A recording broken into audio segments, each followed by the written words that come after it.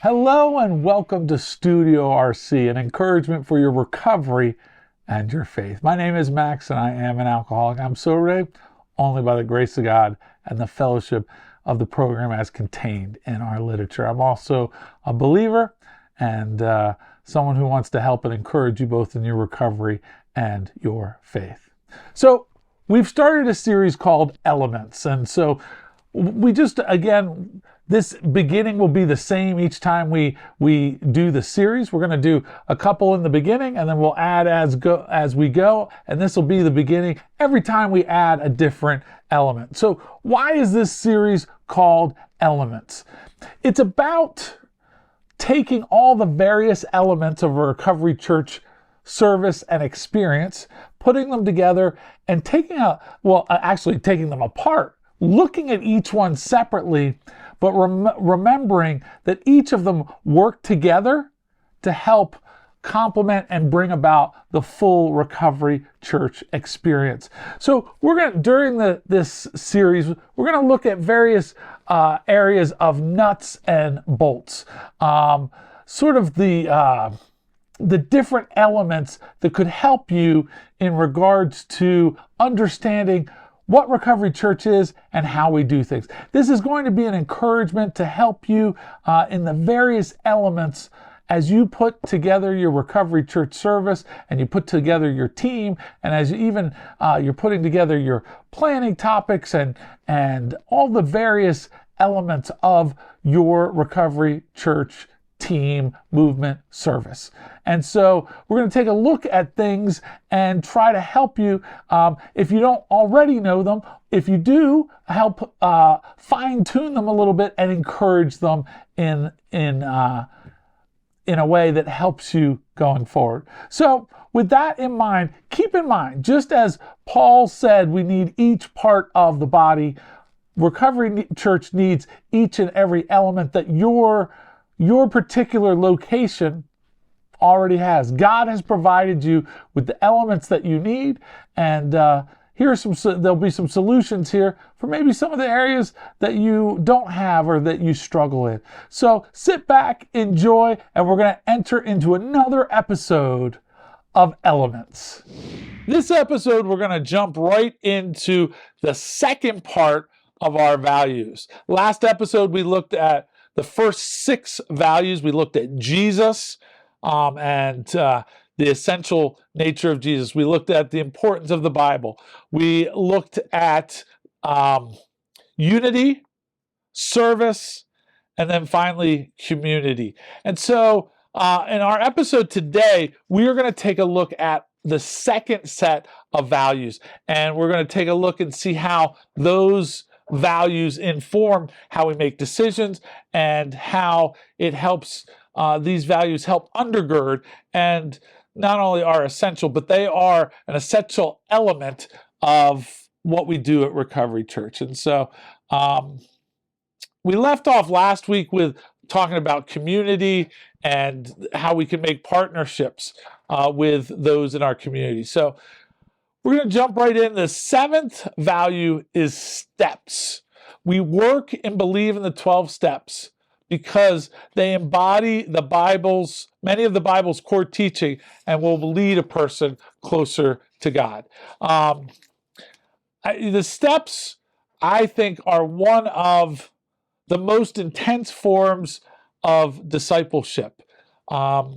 You have connection with God in step 1 through 3. We recognize our powerlessness, or, people of faith might say our sinfulness, but we recognize our need for God, and then we recognize God in that process. And then 4 through 9 is basically a confession, steps of confession, where we're confessing to others the exact nature of our wrong. We confess to God. We ask God, now that we see this, to take them from us, to make us more useful. Then we go out and make the list of the harms we have done, and then we make amends for those harms. And then 10, 11, 12 is, again, some people call those the maintenance steps. I think I heard, and I like this even better, the growth steps, where we continue to grow and we continue to do the work, especially the skill set that we learned 1 through 9. We continue to perfect in steps 10, 11, and 12. The 12 steps, they embody so many of the Bible's core teachings related to God's redemptive work, as well as our response to it. One of the greatest promises in the big book is our past will become our greatest asset. Well, how is that possible? The only way that is possible is that our past is redeemed. It becomes redeemed through the steps, and it's made new, it's made clean, it's made worthy. So we take this pile of junk, we put it through the steps, and by the end of the steps, we have this pile of golden nuggets that we can share with our experience and strength and hope with others. A thorough working of the steps will lead a person not only to a more abundant life, but will lead people closer to God as well as others. Why? Each and every step is about how can I be more useful to God and others. And specifically, the 7-step prayer says exactly that. Although all the steps are, how can I take away the things that get in my way of being useful to God and to others? And by the time we get to the 12th step, it says, having had a spiritual awakening. So the whole process of the step is in order to have that relationship and get closer with God. And the big book says reborn. The biggest book, the Bible, says born again. But regardless of the language or how you define that, by the time we get to the 12th step, not only are we closer to God, but we may be rocketed into, as the big book says, the 4th dimension, this different dimension in our relationship with God so that we can share God with others. I think the steps are God-inspired, and I think the root of the steps can very much be found in and throughout Scripture. Now, I think for some people who are still searching or are not as open to more of the faith side of recovery, that might be daunting to say, well, these are just from the Bible. Whoa. The truth is, the steps are biblical work. And we're doing the work of the Bible through doing the steps. And so I encourage you to continue those. And that's one of the reasons it is one of our values, is because the steps really make a difference. Our 8th value is rotation. We serve with a spirit of rotation, with humility at the center of all of our efforts. In other words, we try to make sure everyone is shifting in and out of different positions. Now, some of the positions we have are specialty positions. Like, not everyone can lead worship, but the rotation may come in that you have multiple worship leaders, and so that you change the worship leader. Not everyone can run the media booth or some of the equipment back there, although many people can be trained, but maybe they don't have the ability or the wherewithal to want to do that. But even in that, we're trying to rotate so that, whether it's Patty or Jimmy or Jen, doesn't have to be on it every single week, that they can sit in the service because there's rotation, that they're not known as the sound guy or the worship person or if you have a moniker where you're known solely for one thing that you do, we probably want to breathe some additional life through rotation. We serve, we don't rule. And so our leaders, as it tells us in recovery, are but trusted servants. Our leadership structure, it looks a little different from AA or recovery, but it looks a little different than the church, and there's sort of a blend.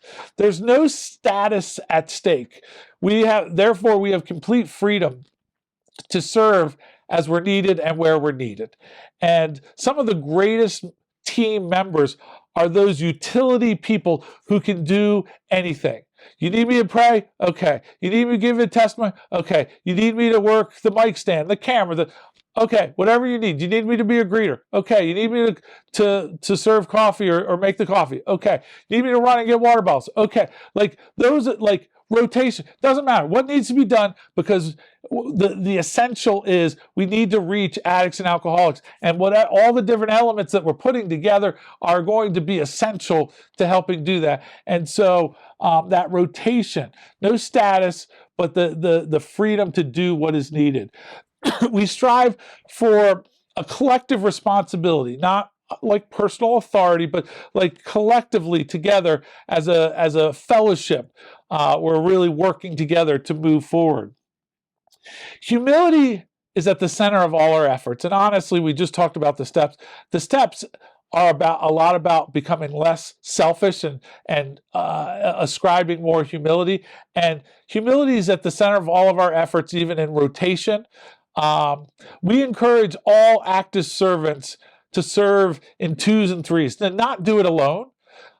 If you're the lead in a particular area, in a perfect world, you have someone who's training you to have greater responsibility than what you currently have, and you're training someone to have your responsibilities. And it's that leadership structure of always almost trying to train yourself out of a job so that the person behind you knows how to do it. And so if somebody doesn't show up, and in Recovery Church, unfortunately, there is relapse, and sometimes people don't show up. Well, what happens if the sound guy isn't there and no one else knows how to work the sound, or no one else knows how to work the camera, or do we just go without? So we want to try in our teams as we rotate to expand the base of those who know how to do something. If you're the only one who knows how to do something on your campus, I encourage you to try to find someone that you can train and share with and encourage to learn what you do. Now, we are uniquely gifted, and one of the things as we look over the just landscape of recovery churches, we have an embarrassment of riches of very talented people, gifted people. God continues to bring gifted people under the Recovery Church movement tent in the various campuses, and we have incredibly talented people. It sometimes doesn't feel that way when we're at our own campus. But if you're the only one at your campus that can do something, continue to speak and encourage others. We ask that question, who's in front of you and who's behind you? Because we actively train our replacement and release new leaders. So that is essential leadership, and will be very helpful for Recovery Church. Another element or value, of Recovery Church is prayer. We believe in prayer because prayer is powerful and it connects us with God. We want to be known as a people of prayer, praying for the sick and dying addicts and alcoholics, praying for them by name, praying for the people in the meetings who are struggling, in our services who are struggling and are going day by day. We want to continue to pray for each and every one of them. We want to pray for when our members, our teammates are sick, or if they have something going on in their life, we want to be able to pray for them. Again, prayer keeps us humble because we continue to acknowledge where the power is coming from. I'm not doing this, God. I need your help. God restores us to sanity.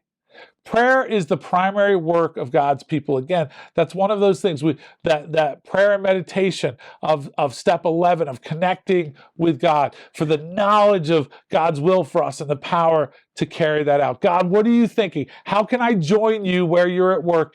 And can you give me the tools, the power to do it? We believe that nothing of lasting value can be done unless it's bathed in prayer. You want to really pray up your services and your leadership team and make sure that that's at the forefront of what you do and who you are. Our 10th value is probably one of the most unique values for Recovery Church, and this is one of those things that I think defines Recovery Church, and it is our value called raw. Recovery Church is raw, unrefined, and authentic. It allows us to take faith-filled risks that almost always involves change. raw. The truth is, we are a peculiar people that are led and empowered by the Spirit. Pastor Phil, our leader, likes to call us this beautiful mess.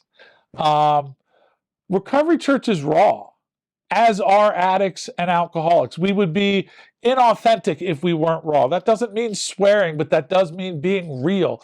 Some of our new people, they may be raw to the point where they swear. We work and encourage them, but we're unrefined.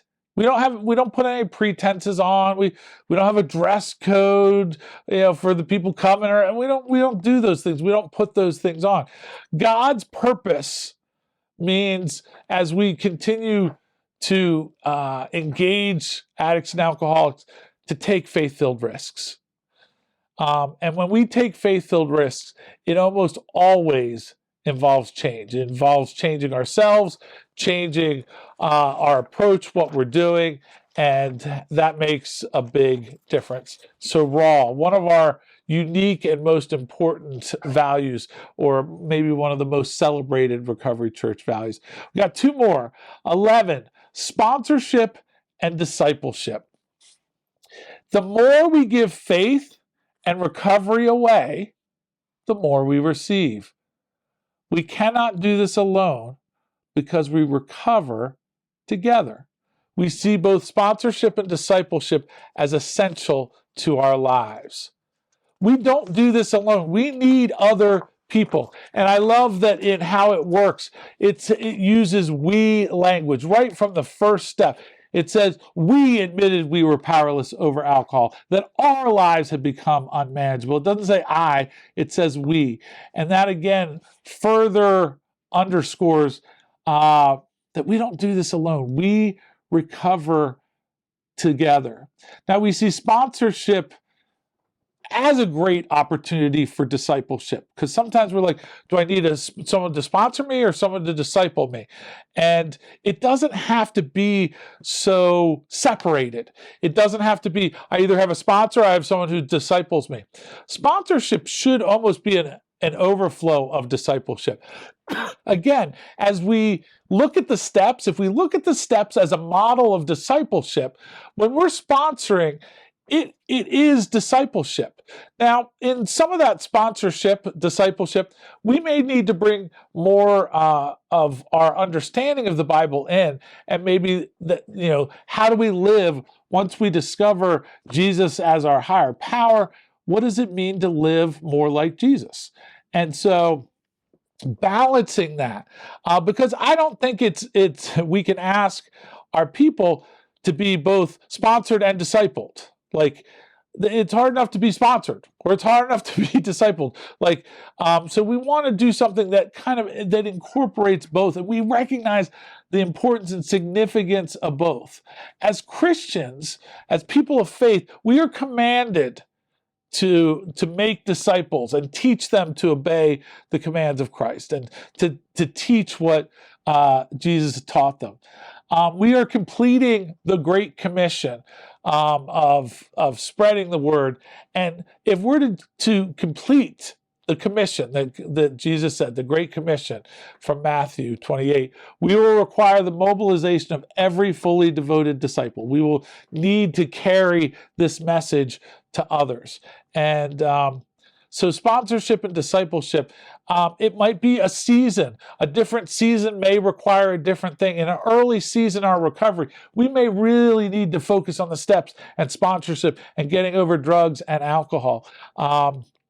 But as we're growing, we may need greater understanding of the Bible and God's character. And so at Recovery Church, because we, again, engage and live in the tension between our recovery and our faith, that may help inform that journey. Because again, as long as we're trying to stay 50-50 with our understanding of those things, that hopefully a sponsorship discipleship outflow will be natural, that it won't be two separate things, that it'll be more of a natural singular thing. Final value, our 12th value, is love. Finally, we will be known for our love. God is love, and we will be known for our love. Without love, it tells us we are nothing, just a noisy gong, a clanging cymbal. We will love others boldly because Christ first loved us. We need to love others boldly because people loved us boldly when we were probably unlovable. When we first got into recovery, we were probably more than likely a mess, but people loved us and we appreciated that. I want to close with the reading of, and this is one of the chapters that the early recovery founders read frequently. They would read from the book of James, the Sermon on the Mount, from the teachings of Jesus in Matthew, and they would read from 1 Corinthians 13. And I just want to read the description that Paul writes of love. What's interesting is the love that is described by God, the love that is in the Bible, is not described as feelings, but it's more about how we serve others. Listen to these words. Love is patient. Love is kind. It does not envy. It doesn't boast. It's not proud. It does not dishonor others. It's not self-seeking. It's not easily angered. It keeps no record of wrong. Love doesn't delight in evil, but rejoices with the truth. It always protects. It always trusts. It always hopes. It always perseveres. Love, as described and lived out by God and Jesus, never fails. With that in mind, love equals action. It equals service, not about a feeling. But I would say that sobriety equals action and service. So if love equals service and recovery equals service, love equals recovery equals sobriety. See if this doesn't work for you. I'm going to change one word. I'm going to change love to recovery and see if this description doesn't still fit for what we try to live out. Recovery is patient. Recovery is kind. Recovery does not envy. Recovery does not boast. Recovery is not proud. Recovery does not dishonor others. Recovery is not self-seeking. Recovery is not easily angered. Recovery keeps no record of wrongs. Recovery does not delight in evil, but recovery rejoices with the truth. Recovery always protects. Recovery always trusts. Recovery always hopes. Recovery always perseveres. Recovery, as described by God, never fails. It says in How It Works, rarely has a person failed who has thoroughly followed our path, a path of service and love. That is part of what being a campus of Recovery Church is all about. Loving others in a way that transforms people's lives. That's what you're a part of. Congratulations. We are glad you are here and you are here for this ride. I thank you for coming to part 2 and another episode of Studio RC. We encourage you, subscribe, like, share, comment, do all those good things, because again, we just want to continue to get the word out about Recovery Church, and more importantly, about the concepts of Recovery Church and how they can impact and change a person's life. So thank you for joining us. We'll see you next time here at Studio RC. And remember, Recovery Church, 12 steps, one goal.